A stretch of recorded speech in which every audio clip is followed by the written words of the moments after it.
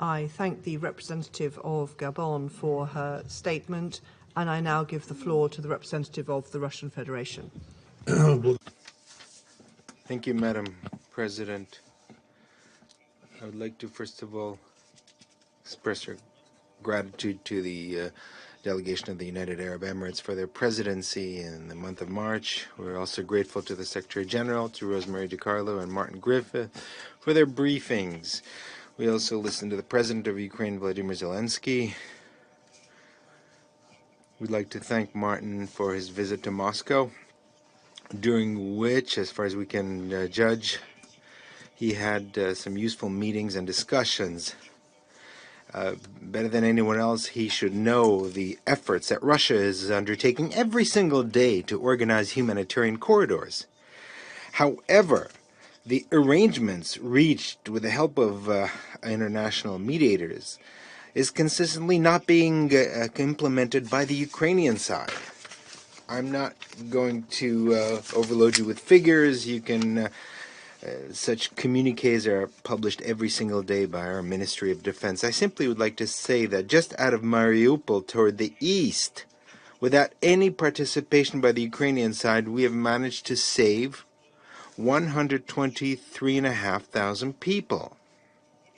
Now, overall, since the beginning of the special military operation, over 600,000 people have been evacuated to Russia, including over 119,000 children. And we're not talking about any kind of coercion or abduction, as our Western partners like to present this, but rather the voluntary decision by these people is testified by many videos that are accessible in social media. Madam President, another topic of the meeting was declared today, which is practically not being discussed today, so I'm going to leave that out. I simply would like to take advantage of the virtual presence here of the President of Ukraine and would like to address him directly. Now, we place on your conscience the ungrounded accusations against the Russian military, which are not confirmed by any eyewitnesses. And we spoke about this in detail yesterday at our press conference. Vladimir Alexandrovich, we all remember when in 2019 you were elected as the President of Ukraine. Now, there were a lot of hopes tied to your election because you were, as a candidate, pledged peace and an end to the war in Donbas, including the Russian-speaking population, which you pledged to protect. So it seemed that we were on the verge of correcting the historical injustice when, as a result of the Maidan coup in 2014, Ukraine began to be transformed into a hateful anti-Russia. And that seemed to be on the verge of being turned, that page of being turned. However, those hopes failed to be to materialize, and now you scornfully call the residents of Donetsk and Lugansk People's Republic as a subspecies, repeating what your predecessor stated, who in fact threatened that the residents of the Donetsk and Lugansk will rot in their basements. And you are calling on them to return, to leave and to Russia. And now you've declared war against your native Russian language by introducing, in essence, a linguistic inquisition in a country where Russian is the native language for a minimum of 40% of the population. And today, explosions and artillery rounds are exploding over the entire territory of Ukraine, and not only in the east, where they haven't ceased for the past 8 years. And they're exploding precisely because there was no other way of bringing peace to the Donbas, unfortunately, after you and your subordinates categorically refused to comply with the Minsk agreements, at the same time by preparing already back in March to solve the problem of the Donbas by military means. In the course of our special operations, we have found many secret orders testifying to this. We are told that there can be no Nazis in Ukraine. However, we know very well that not only are they there, but unfortunately they are running the show. And how can it be any other way when the national heroes of Ukraine are Nazi collaborators Bandera and Shuhevich, who are responsible not only for the Holocaust, but the killing of hundreds of thousands of peaceful Poles, Russians, Ukrainians, and Jews? You simply preferred not to notice Ukrainian Nazis, pretending that they're simply not there. But unfortunately, they are there. And they are very many of them, and among them a lot of young people. How do we know that? Well, they're not concealing it. They have tattoos made, Nazi tattoos. They decorate their clothing with swastikas and other Nazi symbols. They give Nazi greetings, and they're open about it in the social media. There are particularly many of them in the national battalions such as Aidar, the Right Sector, and the Azov Battalion. And that would be one thing, but they're also acting like Nazis, and they're killing like them. And they're not just killing Russian or prisoner soldiers, in which they torture and gloat about it on the social media, but they kill their own. Your neo-Nazis and radicals have shown unrivaled cruelty against the civilians, which they use as human shields, and position heavy artillery next to residential buildings and multiple rocket launchers as well. Today we've heard once again a huge amount of lies about Russian soldiers and military. We have hundreds, if not thousands, of video testimonials of people who are ready to provide testimony about the cruelty of Ukrainian nationals. I'll just read some of them here. These are cruel histories, but you need to hear them. Natalia Kudinova says, the mayor of the town was one of the first to run away. Afterwards, the Ukrainian authorities lied that Russia was not letting people through humanitarian corridors. The National Battalion Azov, under threat of death, kept women and children in basements, and it robbed civilians at checkpoints. A grandmother said that the Azov Battalion did not allow her to leave basements. Anyone trying to leave was shot at the Azov checkpoint. Women and girls were stripped naked and had their jewelry and money taken away, including their Valentina Nikolaevna Borisenko says how Ukrainian soldiers kicked out women with 2 children from a private home and then used it to lob mortar rounds. And that woman had 2 children. They were kicked out by soldiers with blue armbands. Those are Ukrainian insignias, insignias of the Ukrainian army. Marina Vasilyevna testified that she was tortured in a basement by Ukrainian security services.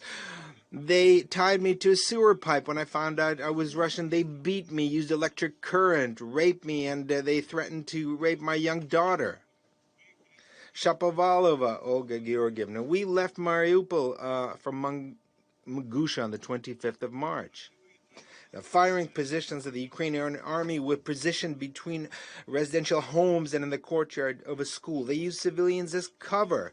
In the neighborhood around the drama theater, a Ukrainian tank drove around, firing indiscriminately, including targeting residential buildings. On the territory of the 69th, 68th, and the 5th school, tanks were stationed. I saw this with my own eyes. Madam Suportkina Olga Sergeyevna, this is her testimony. In school number 15 of Mariupol, starting from 25th of February, the Ukrainian armed forces took up positions and left on the 7th of March. They directed fire from there. Our building was badly damaged from the shelling. On the 8th and 9th of March, there was intense shelling, intentionally targeting residential homes. Ukrainian soldiers were asked why they're doing it. They replied that until they destroy the entire Russian spirit in whole, they will remain there. they started looting immediately. They plundered all the shops. And it was the forces of the Donetsk People's Republic that helped evacuate us and drove us to Mangusha. There are many other heart-rending stories. There are Russians and Ukrainians tortured to death with swastikas burned into their chests. There are looters and criminals who you distributed weapons to. There are civilians and foreigners who are held hostages. And in spite of all factual evidence and common sense, you're trying to lay the blame for their death on the Russian military. This is absolutely unacceptable. The fact that even consider that Russian military would be capable of this. And now we're seeing blatant criminally staged events with the Ukrainian civilians who were killed by their own radicals in the best traditions of Goebbels to accuse the Russian army. Those killed in the areas from which the Russian forces withdrew after encouraging peace negotiations in Istanbul. So now it turns out that we shouldn't have withdrawn. I'm talking about Bucha first and foremost. I understand that you you saw corpses and heard testimonials, but you only saw what they showed you. You couldn't ignore the flagrant inconsistencies in the version of events which are being promoted by Ukrainian and Western media.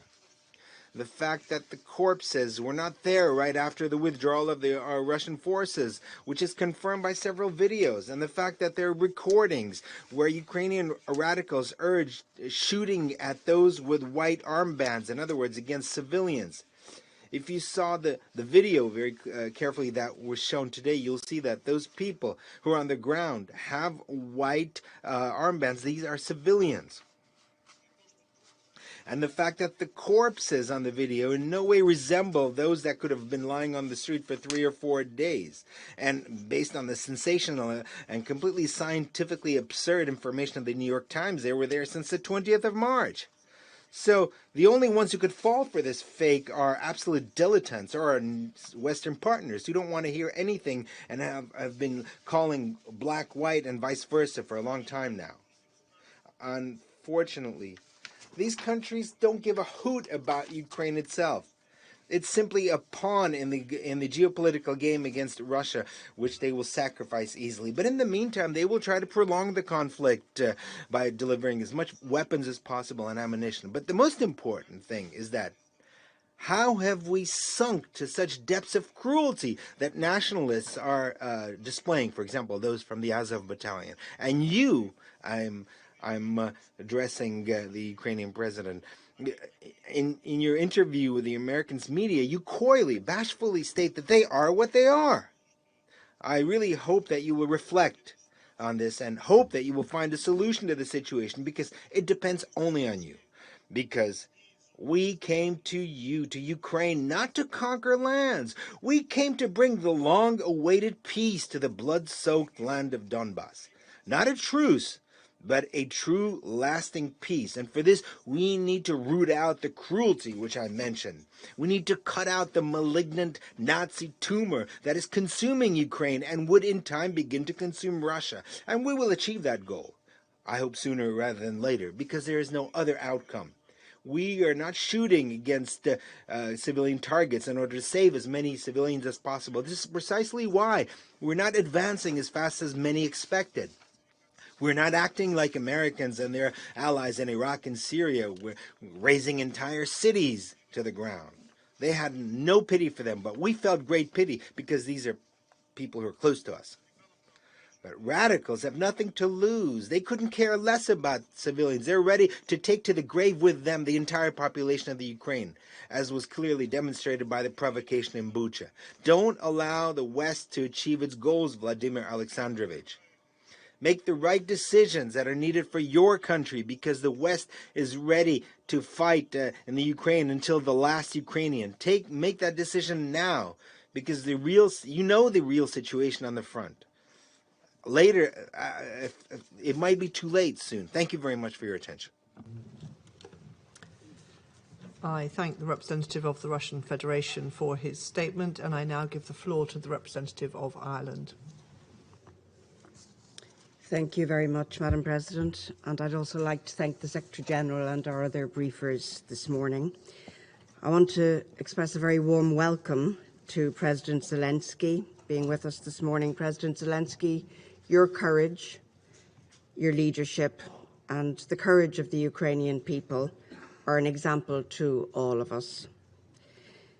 Secretary-General, on the 24th of February, as Russia launched a large-scale invasion of its neighbour Ukraine, you told the world that Russia's action was wrong, that it was against the Charter, that it was unacceptable. We agreed with you. However, you also told us that this invasion was reversible and called on President Putin to end this war to save innocent lives. We echoed those calls. Sadly, 40 days later, our call has been left unanswered. Instead, over the last 40 days, we have witnessed unprecedented levels of destruction and human suffering. We are watching cities pounded by Russian artillery. We are seeing millions forced to flee their homes, seeking refuge from Russian aggression. Just minutes ago, here in this chamber, we have seen the utterly shocking images of civilians lying dead in the streets of Bucha and elsewhere in Ukraine. Some, we know, are piled into improvised mass graves. Simply harrowing. So many innocent lives lost on our watch as our pleas for peace go unheeded. The attempts here today to deny Russian culpability are frankly appalling in their cynicism, and I see them as an insult to the memory of those slaughtered civilians. Madam President, we roundly condemn the atrocities reportedly committed by the Russian armed forces in a number of occupied Ukrainian towns. The images from Bucha and other towns in the Kyiv region liberated by Ukrainian forces are horrifying. We here cannot suspend our humanity. Our thoughts, first and foremost, must be with the families of those killed. Their pain at the loss of their loved ones in such an unspeakable manner is almost unimaginable. Let's be clear. The Russian authorities are responsible for these atrocities committed while they had effective control of the area. The Russian authorities are subject to the international law of occupation. There can never be impunity from such crimes. Never, ever. Not in Bucha, not in any other town or village, ever. Where crimes have been committed, they must be fully investigated and evidence preserved so that these crimes can be prosecuted by domestic and international courts, including the International Criminal Court. Ireland will continue to support efforts to ensure robust and independent investigation of all violations of international law. We must have accountability and justice for the victims and for the survivors of this war. We at this table share that responsibility in face of such atrocity.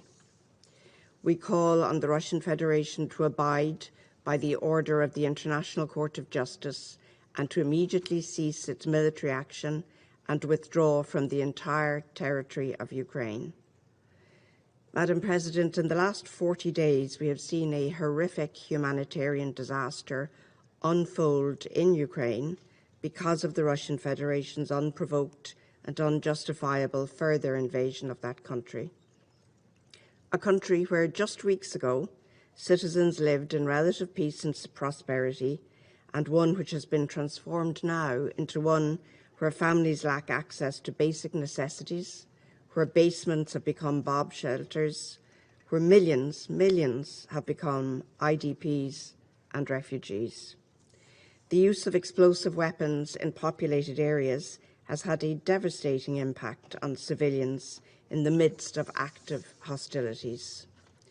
Once again, we call for the parties to the conflict to comply with international humanitarian law, including the obligation to direct attacks only against military objectives, the prohibitions against indiscriminate and disproportionate attacks, and the obligation to take all feasible precautions in attack. We have heard increasing allegations of sexual violence by Russian soldiers. You referred to this morning, Secretary-General. We must stress that conflict-related sexual violence can constitute a war crime. The perpetrators of such crimes must be accountable. They must be held accountable. They will be held accountable.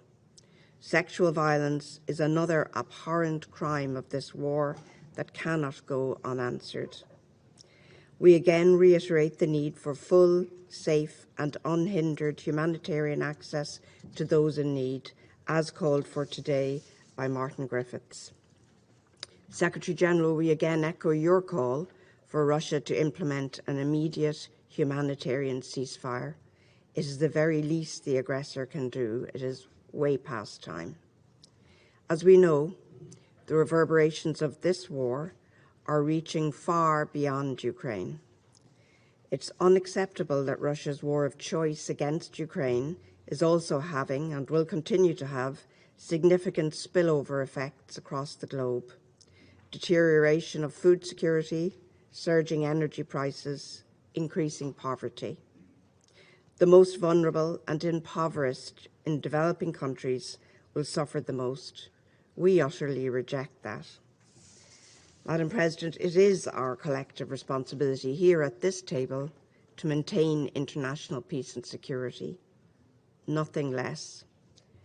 This is why we call on the Russian Federation to stop this war, to stop its unlawful attempts to establish occupying authorities, to stop destabilising the democratic foundations of the Ukrainian state. Such steps are yet further reprehensible violations of Ukraine's independence, sovereignty and territorial integrity. It gets harder each time to say this, but it is never too late to do the right thing and to end this war now. Thank you, Madam President. I thank the representative of Ireland for her statement.